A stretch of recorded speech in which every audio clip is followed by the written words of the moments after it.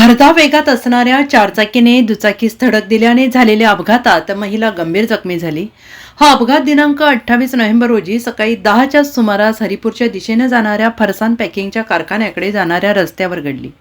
या अपघातात शुभांगी सुनील खवाटे वय वर्ष 45 राहणार राधाकृष्ण अपार्टमेंट सिटी हायस्कूलच्या पाठीमागे गावभाग कॉलनी सांगली या जखमी झाल्या आणि या प्रकरणी सांगली शहर पोलीस ठाण्यात नोंद करण्यात आलेली आहे. या घटनेची माहिती अशी: सकाळी 10च्या सुमारास फिर्यादी शुभांगी खवाटे या दुचाकीवरून क्रमांक MH10 AM 2717 सांगलीहून हरिपूरच्या दिशेने निघाल्या होत्या आणि त्याचवेळी भरधाव वेगानं आलेल्या चारचाकीने समोरील वाहनास ओलांडून पुढे जाताना शुभांगी खवाटे यांच्या दुचाकीस जोरदार धडक दिली आणि यामध्ये शुभांगी या रस्त्यावर फेकल्या गेल्या. चारचाकी चालकाने घटनास्थळावरून पलायन केले. दरम्यान उपस्थितांनी तातडीने शुभांगी खवाटे यांना रुग्णालयात दाखल केले.